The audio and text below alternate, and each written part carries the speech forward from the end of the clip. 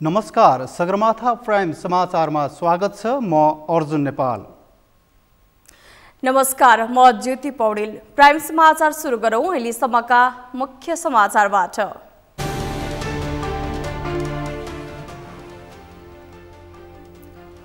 आगामी मङ्सिर 4 मा हुने प्रतिनिधि सभा र प्रदेश सभा निर्वाचनका लागि निर्वाचन आयोगद्वारा दल दर्ताको आह्वान। श्रावण 22 देखि 31 सम्मको समय उपलब्ध। प्रधानमन्त्री बनेर देशको विकास गर्ने काङ्ग्रेस नेता प्रकाश मान सिंहको चाहना। असल नियत भएको र लोभ नभएको नेताहरू ठाउँमा पुग्दा देशमा कायापलट हुने दाबी। जसपा पतन हुने अवस्था आएपछि पार्टी पुनर्गठनको आवश्यकता परेको डाक्टर भट्टराईको जिकिर। उपेन्द्र यादव जातीय नेता भएको आरोप।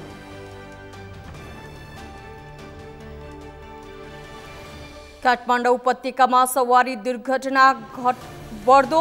पैदल यात्रु र सवारी चालक सचेत नबन्दा दुर्घटना बढेको दाबी।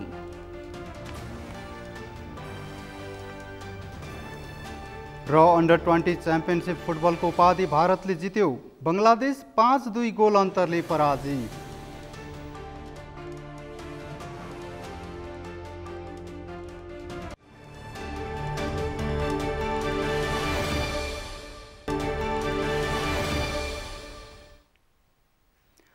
अब प्राइम समाचार विस्तारमा। निर्वाचन आयोगले आगामी मङ्सिर 4 गते हुने प्रतिनिधि सभा र प्रदेश सभा निर्वाचन प्रयोजनका लागि दल दर्ताको आह्वान गरेको छ। निर्वाचनमा भाग लिनका लागि आयोगमा 2079 श्रावण 19 सम्म दर्ता कायम रहेका राजनीतिक दलहरूलाई संविधानको धारा 271 बमोजिम यही श्रावण 22 गतेदेखि श्रावण 31 गतेसम्म दल दर्ता गर्न आयोगले आह्वान गरेको हो। 10 दिनभित्र कार्यालय समयभित्र राजनीतिक दल सम्बन्धी नियमावली 2074 को अनुसूची 12 बमोजिमको ढाँचामा निर्वाचन आयोग कान्तिपथ काठमाडौँ स्थित कार्यालयमा दल दर्ताका लागि निवेदन दिन सूचित गरिएको आयोगले जनाएको छ। निवेदनको ढाँचा आयोगको वेबसाइटबाट डाउनलोड गर्न वा आयोगको सचिवालयबाट प्राप्त गर्न सकिनेछ। दल दर्ताका लागि निवेदन दिँदा राजनीतिक दलको विवरण, दलको केन्द्रीय कार्यकारिणी समिति, प्रदेश र जिल्ला समितिका पदाधिकारी तथा सदस्यको सङ्ख्या, दलले वार्षिक लेखा परीक्षण प्रतिवेदन पेश गरेको मिति र दलको केन्द्रीय स्तर र प्रदेश स्तरको कार्यकारिणी समितिको पछिल्लो निर्वाचन भएको मिति समेत उल्लेख गर्नुपर्नेछ। यसरी दल दर्ताका लागि निवेदन दिँदा प्रतिनिधि सभा सदस्यको छुट्टै र प्रदेश सभा सदस्यको हकमा प्रदेशगत रूपमा 7 वटा प्रदेशका लागि छुट्टा छुट्टै निवेदन पेश गर्नुपर्ने आयोगले जनाएको छ। 2 वा त्योभन्दा बढी दलहरूले गठबन्धन गरेर एउटै निर्वाचन चिन्हबाट चुनाव लड्न खोजेमा त्यो सुविधा पनि पाउने भएका छन्। निर्वाचन आयोगले दल दर्ताको सार्वजनिक सूचना निकाल्दा गठबन्धन गरेर एउटै निर्वाचन चिन्हबाट समेत निर्वाचन लड्न सक्ने सुविधा दिएको हो। दल दर्ता प्रयोजनका लागि सार्वजनिक बिदाको दिनमा समेत आयोगको कार्यालय खुला रहने व्यवस्था मिलाइएको आयोगले जनाएको छ। आयोगका अनुसार 116 राजनैतिक दल दर्ता भएका छन्। सरकारले आगामी मङ्सिर 4 गतेका लागि प्रतिनिधि सभा र प्रदेश सभा निर्वाचनको मिति तोकेको छ।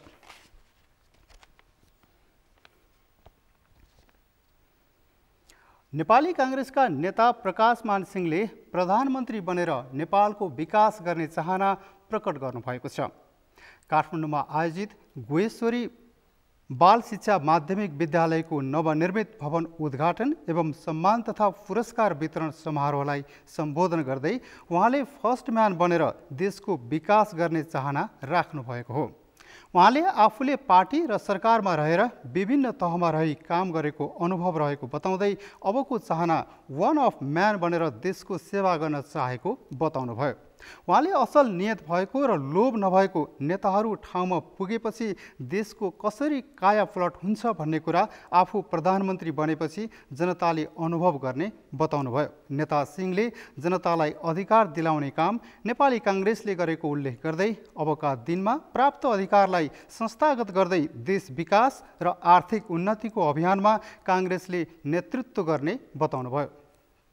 काम गर्न मौका पायो भने मैले चाहिँ राम्रो असल असल नियत भएको, यो चाहिँ के छ भने लोभ नभएको नेताहरू चाहिँ ठाउँमा पुगेपछि देशको चाहिँ कसै काया पलट हुँदो रहेछ भन्ने कुरा म चाहिँ देखाउन चाहिँ चाहन्छु। सबैले चाहिँ एउटा याद गर्नुहोस्, जनतालाई अधिकार सम्पन्न गराउनमा नेतृत्व चाहिँ दायी भूमिका कसले खेल्यो त भन्दाखेरि नेपाली कांग्रेसले खेलेको छ।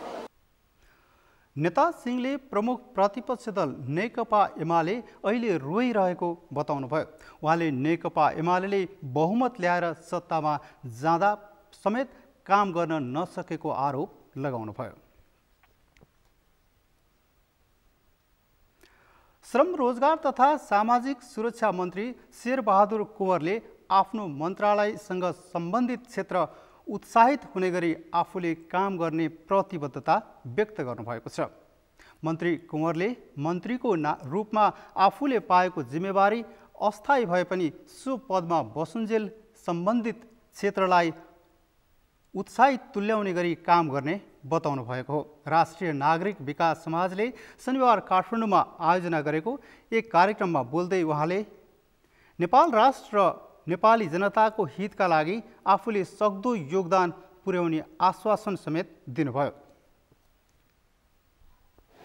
हामी कति बस्छौँ त्यो बेग्लै कुरा, जीवन त अस्थायी छ, पद प्रतिष्ठा भनेको सधैँ रहिरहँदैन, यो दुनियाँले थाहा भएको कुरा हो। तर हामीले जति बस्यौँ, जुन क्षेत्रमा हामीले काम गऱ्यौँ त्यो क्षेत्रको हित हुने गरी, त्यो क्षेत्रले उत्साह पाउने गरी हामीले काम गर्नुपर्छ भन्ने मेरो मान्यता छ। र मैले पनि आफ्नो तर्फबाट खेल्नुपर्ने भूमिकाको लागि र यो मन्त्रालयको तर्फबाट खेल्नुपर्ने भूमिकालाई अवश्य पनि मैले सके जति मेरो सानो सहयोग अवश्य रहनेछ भन्ने विश्वास म यहाँहरुमा दिलाउन चाहन्छु। अवश्य पनि मैले आफ्नो तर्फबाट यो राष्ट्रको लागि, हामी नेपाली जनताको लागि खेल्नुपर्ने भूमिकामा मैले सक्दो सहयोग पुर्याउने छ भन्ने विश्वास म यहाँहरुलाई दिलाउन चाहन्छु। मन्त्री कुँवरले देश र जनताको हितमा सबैले आआफ्नो क्षेत्रबाट योगदान पुर्याउन जरुरी रहेको पनि बताउनुभयो।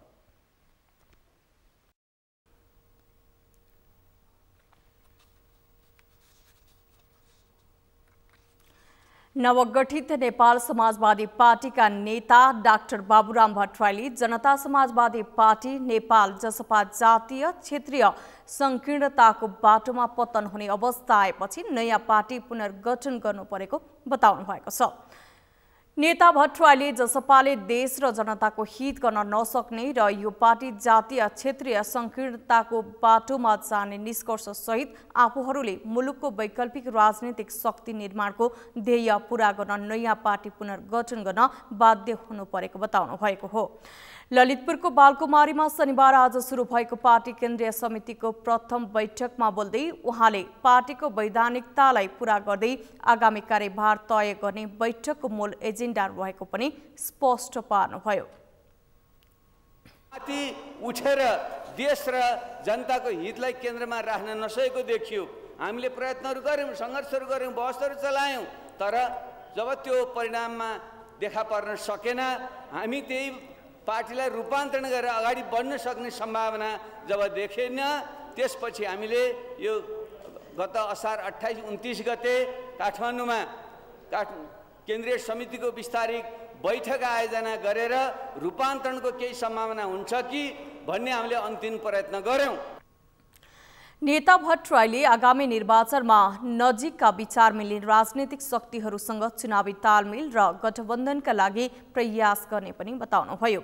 जनताका मुद्दाहरूलाई चुनावको क्रममा महत्त्वपूर्ण ढङ्गले उठाउने उल्लेख गर्दै उहाँले ती विषयहरूमा गम्भीर छलफल गरी पार्टीको केन्द्रीय समिति बैठकले आवश्यक निर्णय लिने बताउनुभयो।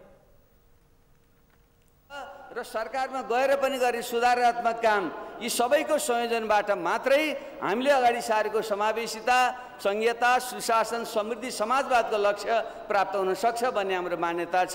त्यस अनुरूप चाहिँ हामीले जुन यो आगामी निर्वाचन छ यसबारेमा पनि यो बैठकमा गम्भीर हामीले छलफल गरेर यसलाई हामीले कसरी चाहिँ प्रयोग हामीले गर्ने, यसको निम्ति हामी एक्लै अगाडि बढेर हुन्छ या विचार मिल्ने नजिकका शक्तिहरूसँग सहकार्य गरेर हुन्छ।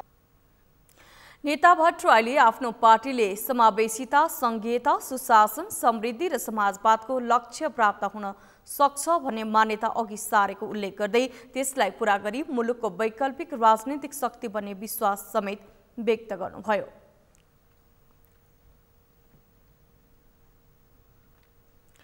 युवा तथा खेलकुद मन्त्री महेश्वर जङ गहतराजले प्रदेश सभा र प्रतिनिधि सभाबाट निर्वाचित भएर आउने जनप्रतिनिधिहरूले मुलुकको विद्यमान बेरोजगारी समस्या समाधानको आधार खोज्नुपर्ने बताउनु भएको छ। मन्त्री गहतराजले मुलुकमा विद्यमान बेरोजगारी समस्या, गरिबी अभाव र अनिकालका समस्याहरू समाधानका लागि प्रदेश सभा र प्रतिनिधि सभाबाट आउने नयाँ जनप्रतिनिधिहरूले प्रयास गर्नुपर्ने बताउनु भएको छ। एक कार्यक्रममा बोल्दै उहाँले मुलुकमा विद्यमान बेरोजगारी समस्या समाधानका लागि प्रकृतिले नै अवसर दिएको उल्लेख गर्दै युवाहरूलाई निराश नहुन पनि पटक पटक आग्रह गर्नुभयो। पर्यटन र ठूला उद्योग धन्दा कल कारखानाको स्थापना गरेर पनि मुलुकमा विद्यमान बेरोजगारी समस्या समाधान गर्न सकिने मन्त्री गहतराजको भनाइ थियो। साँच्चीकै यो देशका बेरोजगारका समस्याहरू, गरिबीका समस्याहरू, अभाव र अनिकालका समस्याहरूलाई सही ढङ्गले व्यवस्थापन गर्ने आधार हामीले साझा ढङ्गले खोज्नुपर्ने अवस्था छ र त्यसलाई अगाडि लिएर जान्छ। यो कुरा मैले यहाँसँग राखेँ। त्यसैले हाम्रो देशका सम्भावनाहरूलाई सबैले हेरेर प्रत्येक ठाउँमा जसरी विकसित देशहरू कसरी विकसित भए भन्नेबाट हेर्दाखेरि जहाँ छुयो जहाँ टेक्यो त्यहाँ पैसा फल्ने वातावरण बनाएको छ कि हाम्रो त कता कता प्रकृतिले नै हामीलाई त्यो सुन्दरता, त्यो अवसर दिएको छ। हामीले खास त्यसलाई प्रयोग गर्न नसकिरहेको मात्रै हो। मन्त्री गहतराजले मुलुकको विकास र समृद्धिका लागि वैदेशिक रोजगारबाट फर्केका युवाहरूको ज्ञान, सिप र अनुभव उपयोग गरेर अघि बढ्ने गरी सरकारले आवश्यक गुरु योजना तय गरेर अघि बढ्ने आश्वासन समेत दिनुभयो।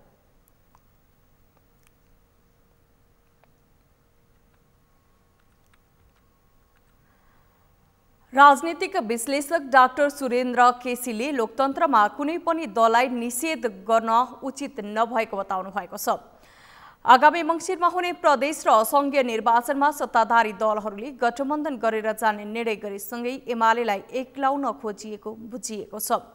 बहुदलमा कुनै एक दललाई पराजित गर्ने गठबन्धन गरेर जाने कुरा जायज नभएको जानकारहरूको बुझाइ छ। लोकतन्त्रमा राम्रो नराम्रो निरूपण गर्ने जनताको अधिकार भएको बताउँदै डाक्टर केसीले लोकतन्त्रमा कुनै पनि दललाई निषेध गर्नु उचित भएको बताएका छन्। कुनै पनि दललाई निषेध गर्नु चाहिँ आफैमा उचित होइन भन्ने लाग्छ मलाई चाहिँ। राम्रो नराम्रो गल्ती सही के गरेको छ त्यसलाई निरूपण गर्ने त जनताले नै हो नि त लोकतन्त्रमा। परमादेशको देशी आधारमा सरकार बनाउने बिगार्ने कुरा चाहिँ होइन भन्ने लाग्छ। साथै डाक्टर केसीले आगामी निर्वाचनबाट सही उम्मेदवारलाई मात्रै निर्वाचित गर्ने सबै मतदातालाई आग्रह गरेका छन्।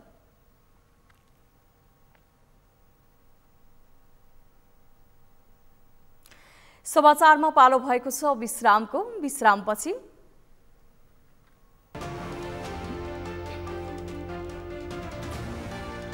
काठमाडौँ उपत्यकामा सवारी दुर्घटनाका घटना बढ्दो, पैदल यात्रु र सवारी चालक सचेत नबन्दा दुर्घटना बढेको दावी।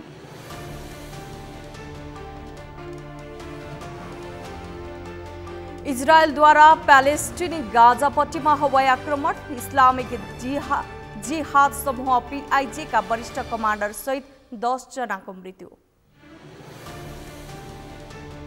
र अन्डर-20 च्याम्पियनशिप फुटबलको उपाधि भारतले जित्यो, बङ्गलादेश 5-2 गोल अन्तरले पराजित।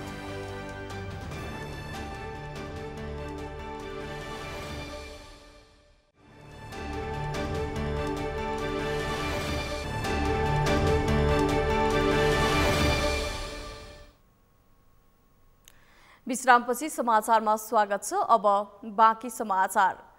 काठमाडौँ उपत्यकामा नै सवारी दुर्घटना बढ्दो छ। देशकै राजधानी काठमाडौँमा पछिल्लो समय यता सवारी दुर्घटना बढिरहँदा यसको दोष सवारी चालकको थाप्लोमा मात्र परिरहेको हुन्छ।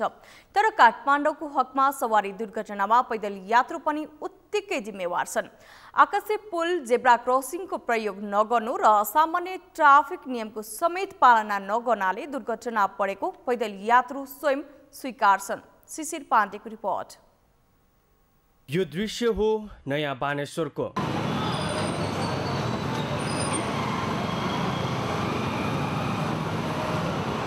आकाशे पुल अगाडि एउटा बोर्डमा लेखिएको छ, कृपया आकाशे पुलको अनिवार्य रूपमा प्रयोग गर्नुहोस्।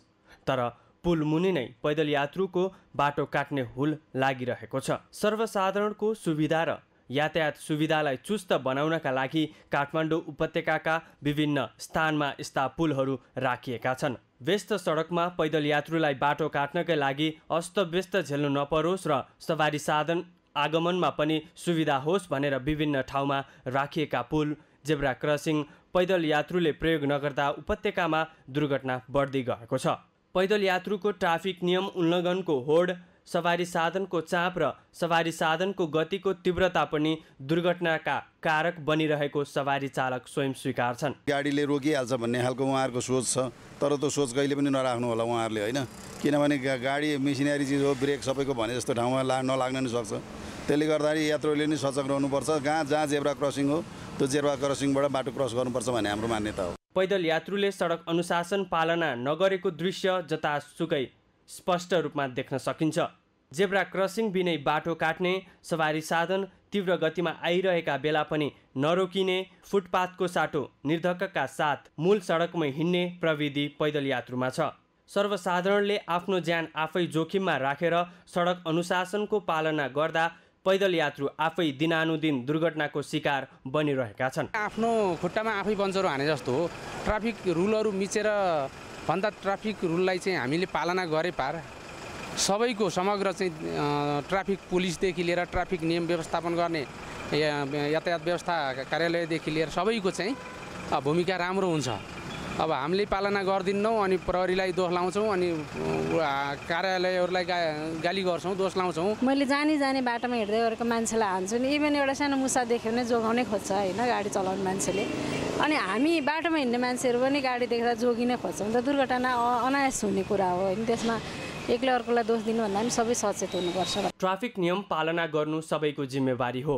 अरूलाई दोष दिनुभन्दा आफूहरूले पनि नियमको पालना गर्नुपर्छ। दुर्घटनाको दोष अरूमाथि थुपार्नुभन्दा सबैले आआफ्नो क्षेत्रबाट ट्राफिक नियम पालना गर्ने हो भने दुर्घटना न्यूनीकरण हुँदै जान्छ। सगरमाथा टेलिभिजनका लागि क्यामेरामा सम्पूर्ण लम्सालको साथ शिशिर पाण्डेको रिपोर्ट। काठमाडौँ उपत्यकामा पछिल्लो समय सवारी दुर्घटना बढ्दो छ। संघीय राजधानी काठमाडौँमा नै सवारी दुर्घटना बढ्दा पनि सवारी चालकलाई नै दोषी देखाएर सरकारवाला निकाय पन्छिरहेको हुन्छ। दुर्घटनाको कारक मानेको ट्राफिक नियम उल्लङ्घन गर्ने कुरामा भने सवारी चालक र पैदल यात्रु दुवै उत्तिकै जिम्मेवार रहेका छन्। यसै सन्दर्भमा आज हामीले सगरमाथा जनबोलीमा सोधेका थियौं, ट्राफिक व्यवस्थापनका लागि कसको भूमिका के हुनुपर्छ? हेरौं उनीहरूको भनाई उनीहरूकै शैलीमा।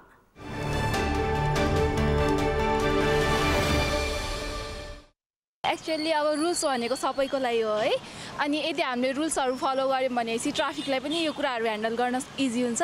र सँगसँगै यदि हामीले अब जस्तै यो आकाशी पुलहरू छ नि त, योहरू युज गऱ्यौँ भने ट्राफिक मतलब एक्सिडेन्टहरू चाहिँ हामीले कन्ट्रोल गर्न सक्छौँ। यो आकाशी पुल बनाएको हुन्छ, हामीले चाहिँ यसको युज गर्नुपर्छ किनकि अब गाडीहरू चलिरहेको हुन्छ होइन, त्यो यत्तिकै बिना कारण अब काट्यो भने चाहिँ होइन ठाउँ त्यसले गर्दा चाहिँ हल्का जामसाम हुने एक्सिडेन्टहरू हुन्छ। त्यसको लागि चाहिँ जस आकाशी पुलको चाहिँ युज गर्नुपर्छ हामीले। भने यो बाटो काटी हिँड्ने जुन छ नि पालगाडी जो बनाएको छैन आकाशी पुल, त्यो राम्रो हो। तर चाहिँ त्यसमा के छ भने हामी त्यो जुन छौँ नि यताउता गर्ने मान्छे, हाम्रो चाहिँ कमजोरी हो, त्यो उहाँहरू कमजोरी होइन।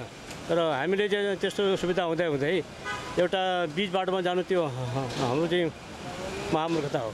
त्यसलाई चाहिँ म आफ्नो हिसाबमा उसलाई मान्न भन्दैन। ट्राफिक व्यवस्थापनको लागि चाहिँ पहिलो कुरो ट्राफिकहरूले पनि सचेत हुनु पर्यो। अलिक हामीले उहाँहरूले गरेर दुःख पनि पाइराखेका छौँ कि तपाईँको लाइटको उसले गर्दाखेरि लाइटको व्यवस्थापन राम्रो भयो भने होइन, ट्राफिकहरूले पनि आफू इमान्दार भइदिनु भयो भने पनि उहाँहरूले पनि अलिकति अराजकता थोरै छ जस्तो लाग्छ मलाई उहाँहरूको पनि। ट्राफिकको पनि ड्राइभर पनि राम्रो हुनु पर्यो दुवैजनाको। अब यो अनावश्यक ड्राइभरलाई पनि दुःख दिनु भएन, ट्राफिकलाई पनि दुःख दिनु भएन मेरो सोचाइमा है। यसमा चाहिँ के भन्नु भन्दा नि आकाशी पुल चाहिँ प्रयोग गर्नुपर्छ। यो चाहिँ अब हाम्रो सेफ्टीको लागि पनि हो। जुन जेब्रा क्रसबाट जाँदाखेरि अब गाडी बाइकहरू कहिलेकाहीँ स्पिडमा आएको हुन्छ, त्यसले गर्दाखेरि हाम्रो सेफ्टी पनि हुन्छ र अर्को ट्राफिक नियमको पालना गर्नु हामी सबैको कर्तव्य पनि हो।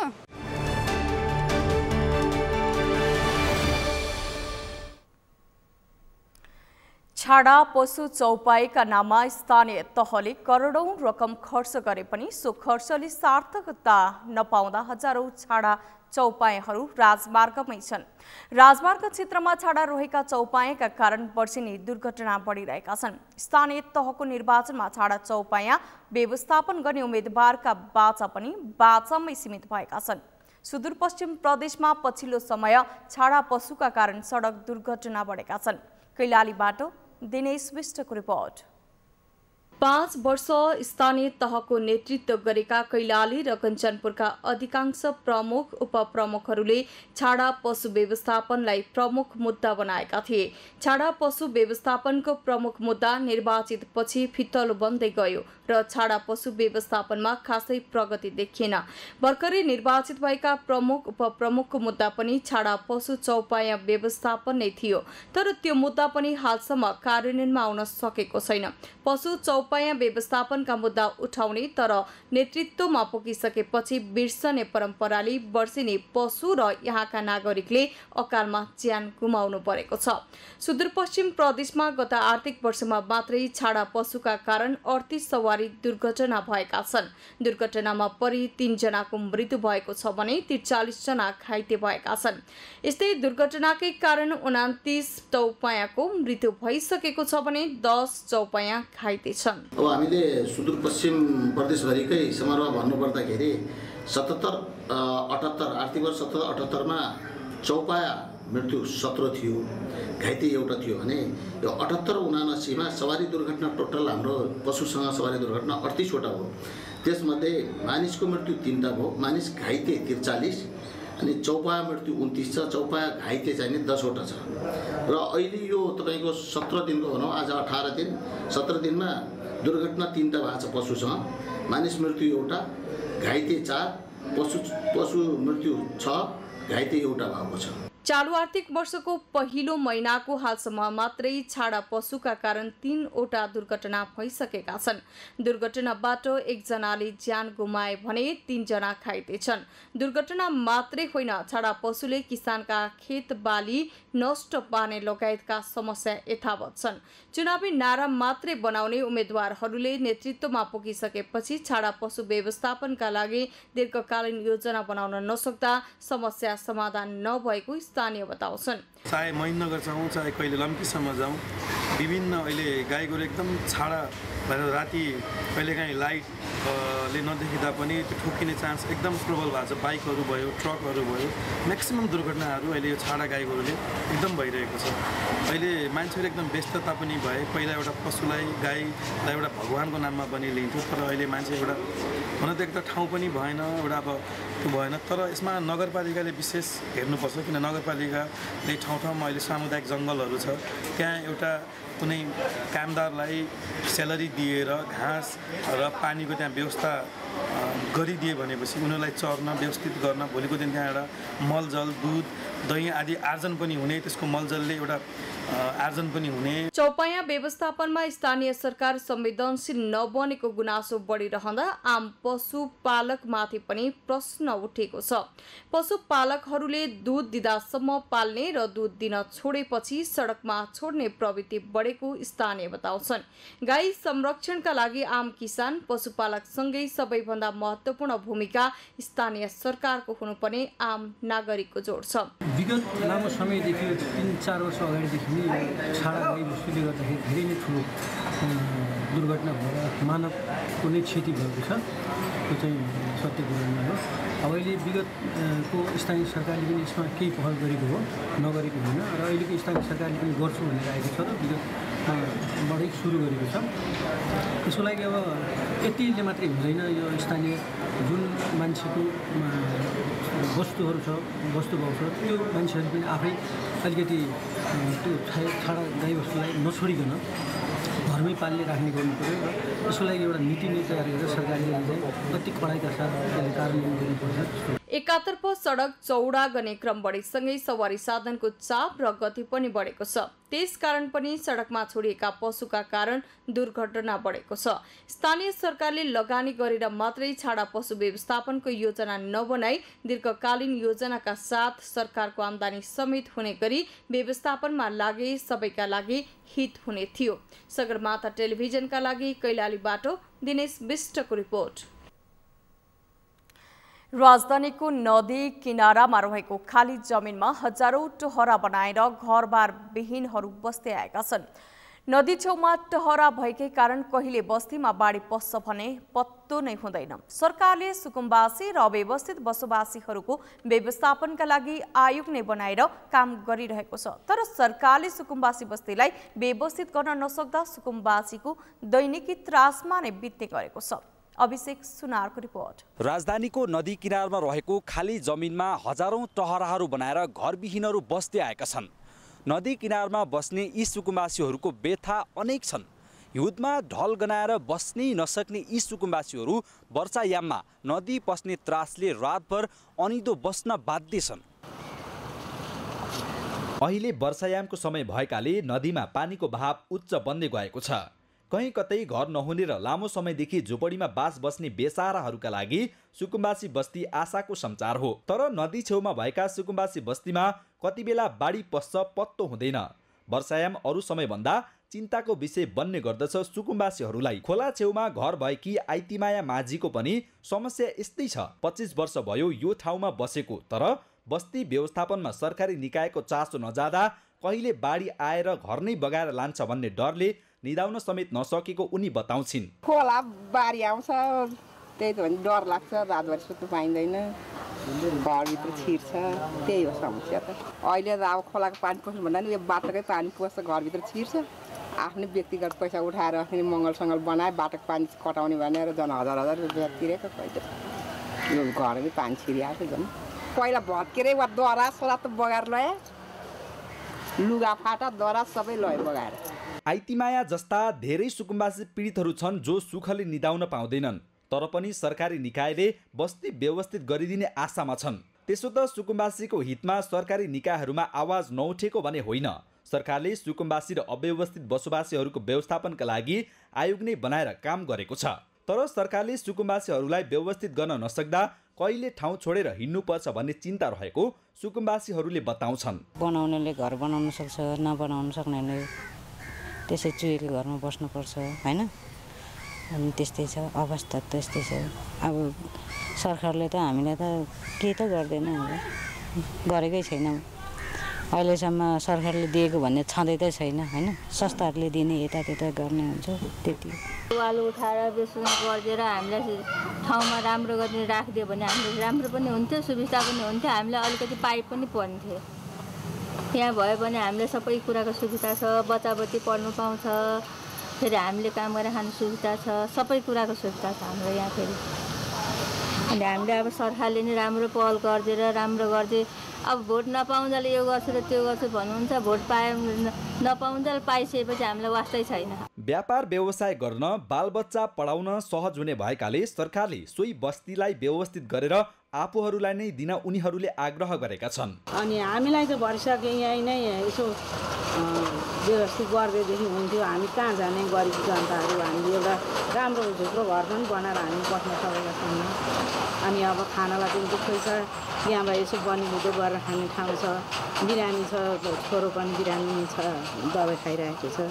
सरकारले नदी किनारमा रहेको बस्ती व्यवस्थित गर्नुको सट्टा विकास गर्ने नाममा बस्ती हटाउने प्रयास गरिरहेको सुकुम्बासी उत्पीडित समितिको गुनासो छ। विकासको नाममा अब चाहिँ मान्छेलाई लखट्ने कामहरू मात्रै भइरहेछ, विकास पनि केही भएको छैन। र यहाँ चाहिँ हामीले प्रस्ताव राखेको छ, जहाँ बसोबास गरेको छ त्यसै ठाउँमा चाहिँ हाम्रो बास हुनुपर्छ भनेर हामीले चाहिँ प्रस्ताव राखेको छ। अब हामी मोर्चाको तर्फबाट नि कुरो राखेका छौँ, अब चाहिँ सङ्गठनको तर्फबाट पनि राखेका छौँ। र यहाँ चाहिँ किनभने यहाँ विकास गर्नुपर्छ, मान्छे चाहिँ हटाउनुपर्छ भन्छ। अब मान्छेले व्यवस्थापन चाहिँ गर्दैन, हटाउने मात्रै कुरो गरिन्छ। सुकुम्बासीलाई व्यवस्थित गरेर राख्न नसक्दा उनीहरूले दुःख त पाएका छन् नै, सरकारको समेत खिल्ले उड्ने गरेको छ। सरकारले ढल फोहोर लगायत बस्ती व्यवस्थापन गर्न नसक्दा झनै समस्या परेको छ। बाहाब क्षेत्रमा पर्खा लगाउने बस्ती व्यवस्थापनका लागि बनेका आयोगले समेत विशेष चासो दिन सक्यो भने सुकुम्बासी बस्ती व्यवस्थापनमा सहज हुने थियो कि? सगरमाथा टेलिभिजनका लागि क्यामेरामा कमल श्रेष्ठका साथ अभिषेक सुनार, काठमाडौँ। जिल्ला अदालत लमजुङले आर्थिक वर्ष 2078-79 मा 100% मुद्दा अदालतमा फर्स्यौट गरेको छ। अघिल्लो वर्षको आर्थिक वर्षको जिम्मेवारी सरेको र सो आर्थिक वर्षमा नयाँ दर्ता भएकोले 103% मुद्दा फर्स्यौट भएको हो। लमजुङबाट शान्ता कमलीको रिपोर्ट। जिल्ला अदालत लमजुङले आर्थिक वर्ष 2078-79 मा 100% मुद्दा अदालतमा फर्स्यौट गरेको छ। जिल्ला अदालत लमजुङका श्रेष्ठदार उदयराज काप्लेका अनुसार जिल्ला अदालतमा अघिल्लो आर्थिक वर्षको जिम्मेवारी सरेका र सो आर्थिक वर्षमा नयाँ दर्ता भएका समेत कुल 512 मुद्दा फर्स्यौट गर्ने लक्ष्य राखिएकोमा 530 मुद्दाहरू फर्स्यौट गरी लक्ष्यभन्दा बढी 103% मुद्दा फर्स्यौट भएको छ। आर्थिक वर्षमा सम्बन्ध विच्छेद मुद्दाको सङ्ख्या बढ्दो रूपमा रहेको छ र अब 76-77 मा जम्मा लगत 212 सम्बन्ध विच्छेद मुद्दा 212 थियो र फर्स्यौट 160 भई बाँकी 52 थान मुद्दा बाँकी रहेका थिए। 77-78 मा लगत 270, फर्स्यौट 206 र बाँकी 64 थान थिए। अब 78-79 मा लगत जम्मा टोटल सम्बन्ध विच्छेद मुद्दा 332, 270 फर्स्यौट भई बाँकी 62 थान मुद्दा। वार्षिक अनुमानित लागत 743 को आधारमा 71.33% मात्र प्रगति भएको देखिएको छ। त्यसबाहेक हालसम्मको स्थिति आकलन गर्दा कुल मुद्दा संख्या 811 पुगेको हुँदा फर्स्यौट प्रतिशत 65.35% मात्र देखिन्छ। गत आर्थिक वर्षको कुल अवधिमा 462 वटा मुद्दा दर्ता हुने अनुमान गरिएकोमा 530 वटा नयाँ मुद्दा दर्ता भएको जिल्ला न्यायाधीश खनालले बताए। अघिल्लो आर्थिक वर्षबाट जिम्मेवारी सरेर आएका मुद्दा 281 रहेका छन्। तीमध्ये 213 मुद्दा फर्स्यौट भई 68 वटा मुद्दा फैसला हुन बाँकी छ। त्यसैगरी गत आर्थिक वर्षको अवधिमा दर्ता भएका नयाँ मुद्दा 317 वटा मध्ये 213 वटा फर्स्यौट भई चालु आर्थिक वर्षका लागि पनि गत आर्थिक वर्षको जस्तै 281 वटा मुद्दाको जिम्मेवारी सरिआएको बताए। जिल्ला अदालतमा गत आर्थिक वर्षमा मात्र अनुमानभन्दा बढी मुद्दा दर्ता भएको नभई अघिल्ला 2 वर्षमा पनि अनुमानको तुलनामा बढी मुद्दा दर्ता भएको देखिन्छ। जम्मा मुद्दा संख्या 517 थिए र 77-78 मा 654 र यो 78-79 यस आर्थिक वर्ष 811। त्यसै सहजै अनुमान गर्न सकिन्छ कि मुद्दाको सङ्ख्या प्रत्येक वर्ष बढ्दै गएको छ। अब झन् बढ्छ। अहिले आज साउनलाई आफै दर्ता भएको हेर्दाखेरि अब झन् बढ्ने अनुमान गरिसकियो। आर्थिक वर्ष 2076-77 मा 151 वटाको जिम्मेवारी सकेको थियो भने 366 वटा नयाँ दर्ता भए र त्यो वर्षमा कुल 292 मुद्दा फर्स्यौट भई प्रतिशतमा 56.48% प्रगति भएको थियो। आर्थिक वर्ष 2077-78 मा 225 वटा जिम्मेवारी सरेका थिए भने नयाँ 429 दर्ता भएर 373 वटा मुद्दा फर्स्यौट भई 75.03% प्रगति भएको थियो। गत आर्थिक वर्ष 2078-79 को अवधिमा 281 वटा जिम्मेवारी सर्यो, 530 वटा नयाँ दर्ता भएर 520 वटा फर्स्यौट भई 65.35% प्रगति हासिल भएको छ। सगरमाथा टेलिभिजनका लागि लमजुङबाट शान्ता कमलीको रिपोर्ट। सप्तकोशी नदीको जलस्तर अस्वाभाविक बढ्ने आकलनसहित सुनसरी र सप्तरी प्रशासनले तटीय क्षेत्रमा उच्च सतर्कता अपनाएको छ। पूर्वी भेगमा जारी अविरल वर्षाका कारण नदीको जलस्तरमा अस्वाभाविक वृद्धि देखिएको भन्दै प्रशासनले तटीय क्षेत्रमा सतर्कता बढाएको जनाएको छ। सुनसरीका प्रमुख जिल्ला अधिकारी इन्द्रदेव यादवले नदीमा बाढीको उच्च सम्भावना देखिएकोले सबै स्रोत साधन तयारी अवस्थामा राखिएको बताउनुभयो। प्रज्य यादवले नदीको बराह क्षेत्रको मापनमा पानीको बहाव उच्च देखिएकाले आसपासको क्षेत्र उच्च जोखिममा रहेको भन्दै हाई अलर्टमा सबै संयन्त्र तयारी अवस्थामा राखिएको जानकारी दिनुभयो।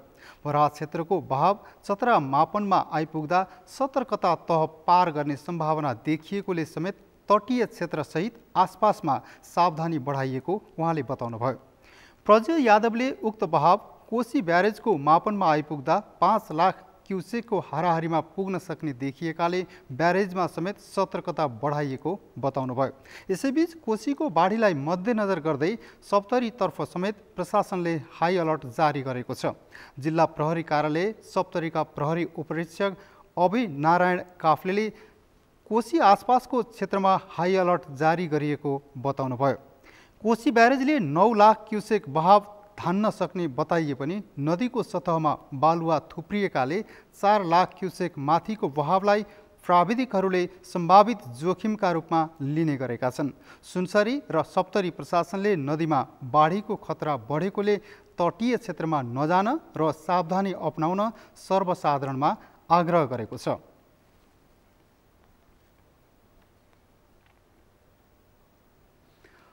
सगरमाथा समाचारमा अब पालो भएको छ विश्रामको। विश्रामपछि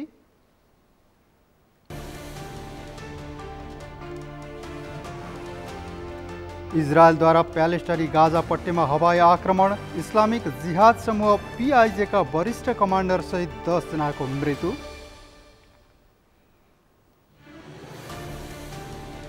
र अन्डर-20 च्याम्पियनसिप फुटबलको उपाधि भारतले जित्यो। बङ्गलादेश 5-2 गोल अन्तरले पराजित।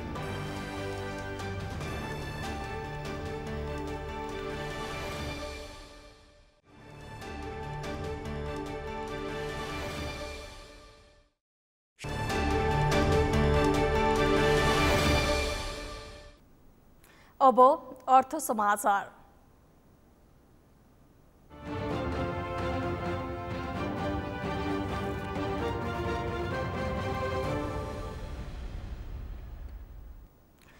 आगामी मङ्सिर 4 गतेका लागि प्रदेश सभा र प्रतिनिधि सभाको निर्वाचन मिति तोकिएको छ।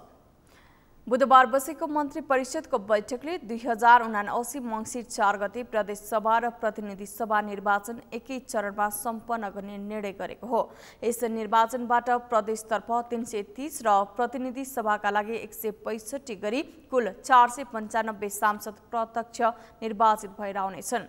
सोही निर्वाचनको तयारीमा राजनैतिक दलहरू जुट्न थालिसकेका छन्। तर निर्वाचनमा कति खर्च हुन्छ र आर्थिक विषमताका बीच सरकारले यस पटकको निर्वाचन खर्चको जुहो स्रोत व्यवस्थापन कसरी गर्छ भन्नेतिर पनि स्वाभाविक रूपमा ध्यान केन्द्रित भएको छ। प्रादेशिक र संघीय निर्वाचनका लागि यस पटक करिब 10 अर्ब खर्च लाग्ने निर्वाचन आयोगको आकलन छ। यद्यपि खर्चको शीर्षक विविधीकरण गरि नसकेको आयोगको भनाइ छ। केही दिनभित्रै मोटामोटी खर्चको अनुमान निकाल्ने र सरकार समक्ष पेश गर्ने आयोगको तयारी छ। अर्थ मन्त्रालयले भने यस पटक आयोगले मागे बमोजिम निर्वाचन खर्च दिने पक्षमा देखिँदैन। माग आवश्यकता र औचित्यलाई हेरेर कुन शीर्षकमा कति खर्चको आवश्यकता हो सोही बमोजिम मात्र बजेट निकासा गर्ने अर्थ मन्त्रालयले जनाएको छ। आयोगले निर्वाचनका लागि 10 अर्ब लाग्ने बताइसकेको छ। तर अर्थ मन्त्रालयले भने माग्दैमा पाउने र खर्च हुने भन्ने नहुने भन्दै आयोगले मागे बराबरको खर्च नभएर निकासा रकम फिर्ता गर्न नसक्ने बताएको छ। गत वैशाख 30 गते सम्पन्न स्थानीय तह निर्वाचनका लागि निर्वाचन आयोगले विविध शीर्षकमा गरी कुल 8 अर्ब 14 करोड रुपैयाँ बजेट पाएको थियो। तर निर्वाचन सम्पन्न हुँदै गर्दा करिब 5.5 अर्ब रुपैयाँ जति मात्र खर्च भयो। बाँकी 2 अर्ब 64 करोड रुपैयाँ बराबरको रकम फिर्ता भएको थियो। यद्यपि यो खर्च आयोगको तर्फबाट मात्र हो। समाचारको अन्त्यमा मुख्य समाचार पुनः एक पटक।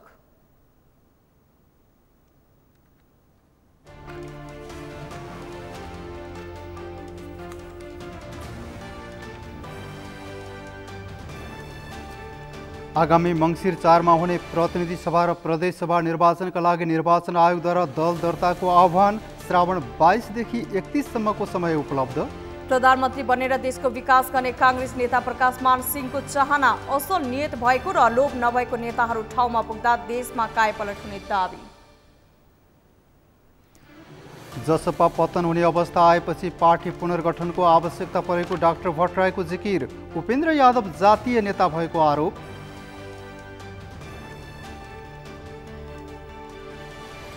काठमाडौँ उपत्यकामा सवारी दुर्घटनाका घटना बढ्दो, पैदल यात्रु र सवारी चालक सचेत नबन्दा दुर्घटना बढेको दाबी।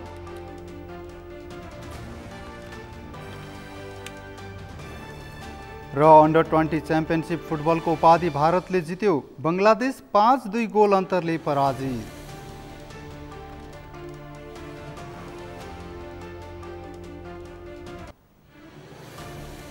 हौस् त सगरमाथा समाचार अहिलेलाई सकियो। तपाईँ समाचार बुलेटिनका साथै सगरमाथा टेलिभिजनका सम्पूर्ण कार्यक्रम www.sagarmatha.tv मा पनि पढ्न र हेर्न सक्नुहुनेछ। साथै युट्युबमा youtube.com/sagarmatha.tv नेपालमा हेर्न सक्नुहुनेछ। साथै तपाईँ हामीलाई फेसबुकमा पनि facebook.com/stv नेपालमा फलो गर्न सक्नुहुनेछ।